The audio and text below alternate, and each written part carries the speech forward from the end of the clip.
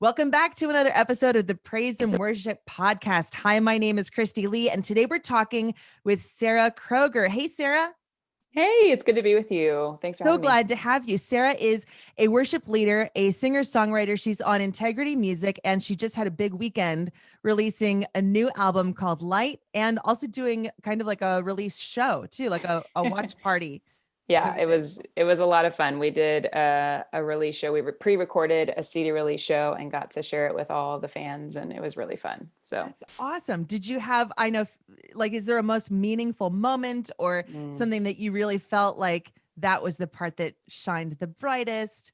Honestly, it was just really special for me to be able to play these songs live and have like somewhat of an audience, even though I couldn't like interact with them, like just to be able to share these songs with people and know that people were listening at the same time that we were releasing it. It was really special for me because obviously right now we can't be traveling and I can't lead worship like we normally can. So it was really special for me to just be able to connect with the audience in that way and share these songs live. So it was really great. We were joking when we first connected here over Zoom about how weird a season this is and like the awkward moments. And, but it has kind of opened up for worship leaders, for churches, some really cool new possibilities and ways of connecting. So I love that you're experiencing that. It looks totally different than probably what you dreamed all these years. But it's really cool that, you know, there's some new stuff out there. Definitely. Yeah, it's a new way to do evangelization. That's for sure. True. Yeah. Well, we're going to talk about Sarah's music on the way, but since her name and her voice might be new to some of you watching this, I want to go through some introductions first. So when I hear Sarah's voice, I think Audrey Assad. Of course, Sarah has worked with Audrey in the past, but there's still like a vocal something similar there. Also, the Sarahs. I also get Sarah Groves, a little bit of like Sarah McLachlan sometimes too. Really, really beautiful voice. But let's talk about music for you. Let's talk about your story getting into music in the first place. Tell us about what that's like in your life. Yeah. So I had parents who were involved in music ministry from the time that I was a kid. And so we were always at church, always in the children's choir or taking music lessons.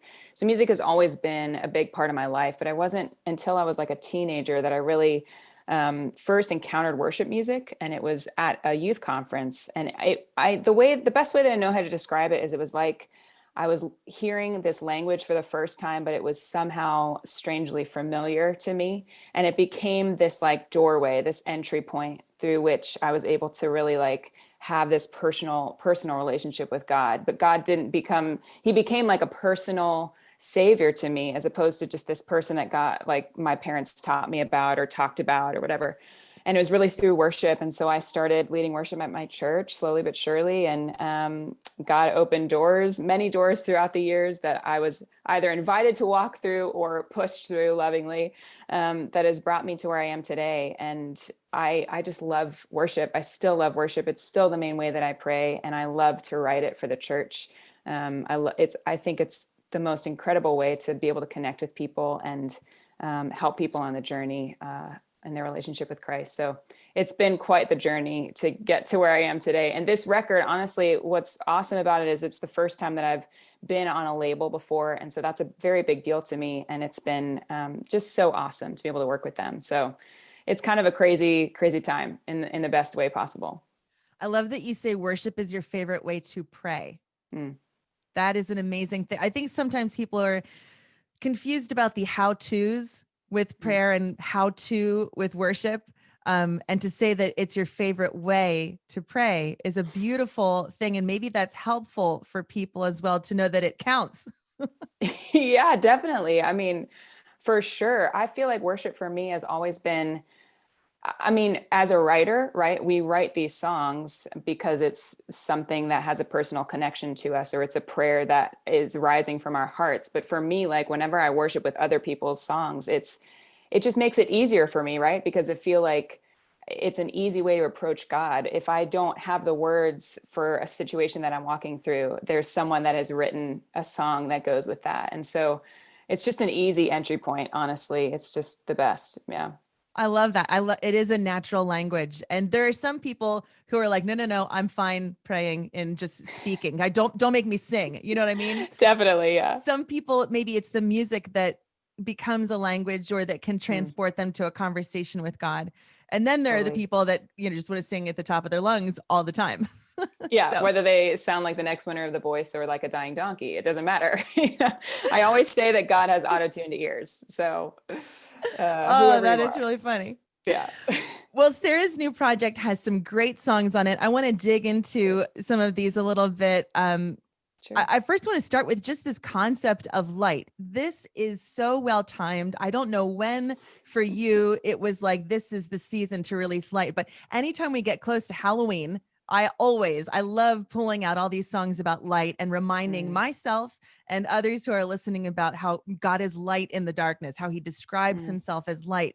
Light is such a powerful thing. And enter in pandemic and the election and all of this stuff of 2020. Yeah.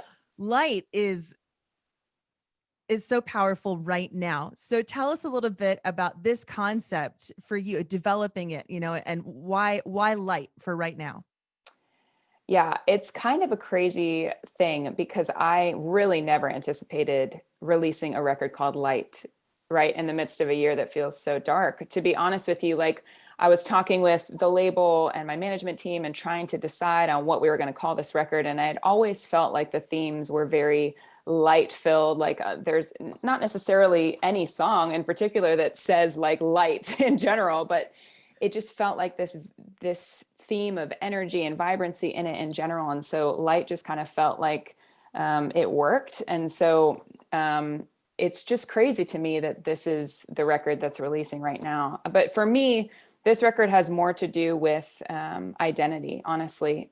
My previous record was called Bloom, and writing for that record was all about like owning my identity as a beloved daughter of God. And I feel like light has been like the natural progression of that. Like, what does it look like to actually live that out in my life? Like to embrace who I am as the beloved and to embrace the light of Christ, to allow that to grow within me. Because when that happens, when we embrace who we are in God and our identity as the beloved, we can't help but radiate that Christ to others, or that light to others, I should say, Christ and that light.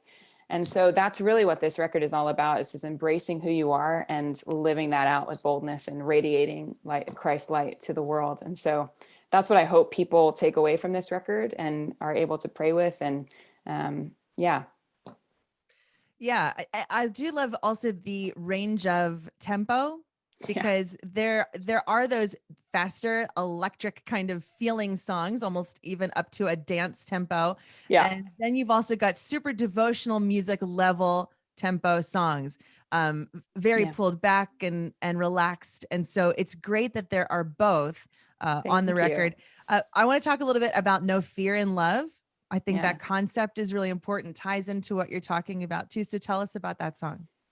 Yeah, so that song I wrote with two writers, Jess Cates and Jordan Moholowski. And our goal with that song really was, a lot of us in that writer room had talked about how we had struggled with anxiety. I've struggled in particular with anxiety and depression in my past, and just wanting to create a song that was kind of like a declaration of sorts. Like, there is no fear in love. There is nothing that we have to fear when we embrace the love of Christ. So it really is this kind of like declarative kind of thing that you can sing over your life, like this piece that you can just proclaim over every situation that you're walking through. Like, there is no fear in love, and love never fails. I just read that from St. Paul this morning. Love never fails. That concept that no matter what we're walking through, we can rest our everything on that. Like, we can plant our stake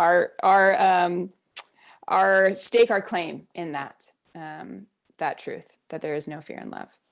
I think a good declarative song is really useful for when you're struggling with Yeah. anything, really.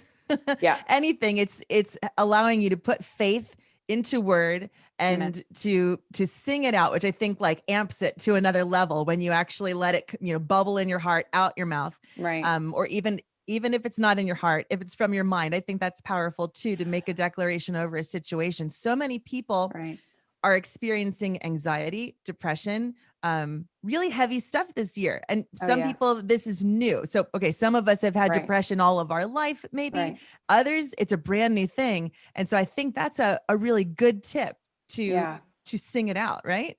Well, I think honestly for me, like worship has never, it's always been this journey for me, right? It's not like every moment of every day as a worship leader I automatically believe what I'm singing. That, if I'm being honest with you, like there's days where I lead worship where I'm like, I don't know that I believe these words. I'm struggling with these words. And so for me, worship is all about songs of remembrance. There's these songs that remind us of who we are and who God is, even when we forget, even when we doubt, even when we question. It has this power to transform us from the inside out when we declare these words over ourselves. So that's really what that's all about for me. Another song I think that's huge in identity is Unbroken Family, which Mm. you sing with Matt Maher. Tell us about that one. So we wrote that song over 2 years ago. And at the time, there were all these things happening within the church and within our country. And at the time, I remember thinking, like, this is crazy. Like, what is going on? And feeling so heartbroken and torn up about it. And I remember when we wrote that song with the other writers, we were all like, we've got to release this now. We have to release this now. And for whatever reason, it just didn't work out. And God's timing is not lost on me. I really feel like that is such a timely song for this time that we're in right now, whether it's in our church, in our world, in politics, in our country, in our families, like just to declare this song of a truth that maybe isn't realized yet, a truth that we haven't seen yet, an unbroken family that doesn't even really exist on this side of heaven, but something that we can all pray for and be interceding for through that song. So that's really what that song's all about. Yeah. And the family concept is familiar, right? That's something that in church we talk about. The Yeah. unbroken adjective in there was the thing I was the most curious about. Where did that word come from? Why use that addition to just, singing about being in the family of God, being adopted, grafted in, whatever. We talk about all of these other ways, but that was a new way to describe it. And I think it's really Yeah. beautiful. I think because honestly, so many of us come from broken families, right? And we use that term to describe it, broken family. Right. I know even in my past, I come from a broken family. My parents got divorced when I was 10, and I had to really walk through a healing process of realizing that not everything that I touch, whether it's relationships or anything in my life, was going to be broken because I came from a broken family. So just this concept of unbroken, I feel like it relates to that word of broken, this word that so many of us are used to using, but using it as a positive, unbroken, to talk about the family of God and the love of God in our life is really powerful. So that's why we decided to use that. What was it like recording with Matt Maher on the record? It was awesome. He's a dear friend of mine that I've known for years. He's been such a mentor in my life. And so it was a real full circle moment for me, honestly, because he's mentored me from the time that I was just, I mean, not even leading worship, just a teenager. And he saw something in me and has always just been such a light in my life. And so for him to be able to record on my record was just an honor. And I'm so grateful that he was able to do that, for Your sure. voices go really well together. I mean, Thank I love you. the gruff part Yeah. of Matt. His that part of his voice is kind of my favorite. Yeah.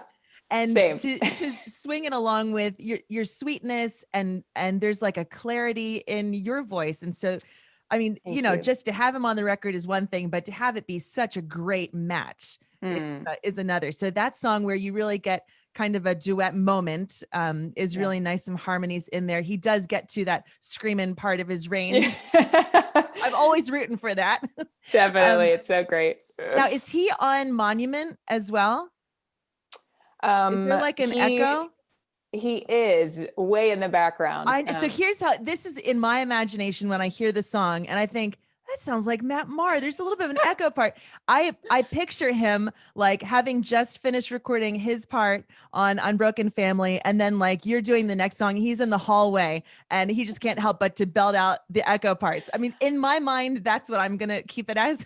Yeah, we'll just keep it as that. That's fine. Because he's definitely featured as on Unbroken Family, but the unmistakable voice of Matt Maher Yeah. just kind of jumps out a little bit in Yeah. Monument, which by the way is a beautiful song as well. Thanks so I much. love that. You've got so many great concepts, kind Yeah. of here on the record. Tell us a little bit about Monument, because this is a good one too.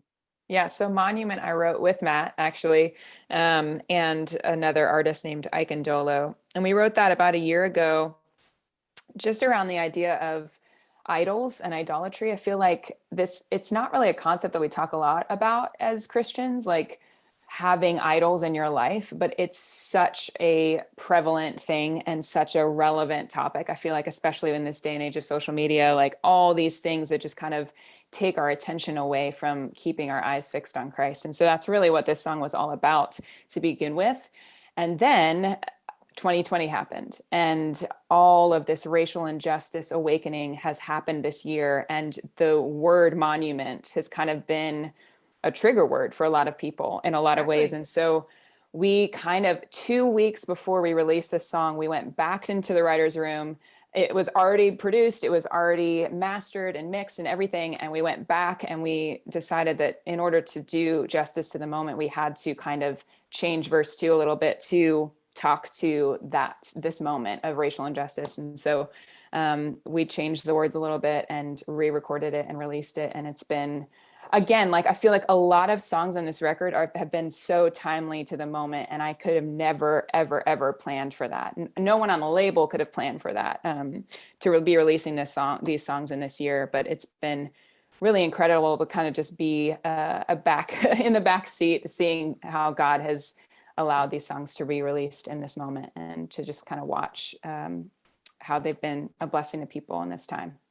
Yeah, that's cool. I'm glad that you went back in. It is an important thing. And I was curious about that because it is a trigger word right now. If you say Yeah. monument, there's been a Yeah. bunch of them have been taken down, Yeah. and or threatened. So Right. that's really cool that it ties in, but that it also describes, a major monument in our faith. That's always a reminder. Amen. So that's super cool. Light is a project. It's a theme that's been on other worship leaders' hearts too, right? So Rita Springer just released her album called Light, Yeah. and in doing so, she talks about how color plays into that. I can't help but notice. I mean, you have major colors on your photo shoot. Like the different songs for this album, the artwork is so fresh and colorful and really, Thank really you. fun. So is that something that was just for the pictures, or does color play into the whole theme of it for you deeper? I feel like boldness was a big thing for this, right? There's an energy and a vibrancy we've talked about already to this record. And for me, in the past, I honestly have had this habit of hiding myself, hiding my talents, hiding things, whether it's good or bad, whether it's my sin and my shame, or my talents and whatever, and my gifts that God has given me. And so I feel like this album really for me was this like statement piece of I'm gonna share this with the world. Like, I believe that God has given me these songs for a reason. I believe that He's given me this voice for a reason. And so I'm just gonna be bold and share it, in a humble way, obviously. But humility and being hidden are not the same thing, is what I've realized in my life. And so I really feel like it was a step out in faith for me, and kind of this just boldness of like, we're just going to go with it. We're going to do bright colors. We're going to be loud, and we're going to be in a way, in people's faces in a way that they can't deny. And so it wasn't really necessarily color. It was just kind of like, let's just be bold and a little bit extra and have fun with it. And so it was really, really fun for us. It was very intentional to choose those colors and to kind of have a bright theme throughout. Yeah, for sure. I love that. And I love that you describe it as a step when it's like a flying leap to go to, the pictures are so fun. Do you have a favorite Thank you. one? Because Oh you're wearing gosh. like all these great, ensembles, all the pink and Yeah. just the colors are so great. So Yeah, honestly, so my drummer actually is a stylist, and so he styled me for the entire shoot. And a lot of times I have to be like, okay, I trust you, yeah, because there's so many times where I wouldn't, like the orange, I have orange leather pants that I wear in the photo shoot that I was like, I don't know if these are going to be great. And they are like the statement piece of the whole thing. So that the orange leather pants, and the pink power suit, it's just like, this is awesome. Like I was very hesitant about that and it turned out to be great. So I got to trust him more. Oh yeah. Out of hiding for sure. Yes, I for love it. sure. Here I am. Light is out. It's available now. You can check it out. Starts very vibrantly. I love that you use that word. Lots of energy, but also I feel like it takes care of the heart and leads you through some really important concepts through song. And like Sarah was talking about earlier, gives some language, which in worship is so important. And to give you language, which can be prayerful to communicate with God. Now, I do have to, before I let Sarah go, we've got to talk about chocolate a little bit. I grew up in Hershey, Pennsylvania. Here in our listening area, Sarah, it's the Wow. headquarters for M&M Mars. We have Oh, Wilbur chocolates in Lidditz, Pennsylvania. So we've got a oh lot man. of chocolate here in central Pennsylvania. So I first got to just ask you, what's your favorite kind of chocolate? Like we're talking milk, dark, Okay. white, white. Definitely dark for Okay. sure. Hands down, because I'm not really supposed to have dairy. So dark is like the easiest way to avoid Right. dairy. Do you have Yeah. a favorite percentage? Ooh, I don't love like the super, super dark. So I Okay. like it to be a little bit sweet. But yeah, just dark all the way. I'm a dark girl. I love Dove dark chocolate, which probably does have a little bit of dairy in it, but I I know. love dark chocolate. I don't know how they do that. I don't. It's dark, but I don't mind. But other No. times you have dark chocolate and it's like, okay, that's really dark. Oh yeah, it tastes like bitter and terrible. No, I'm not into that. I definitely want it to taste nice and a little bit sweet, but I'm definitely a dark chocolate girl.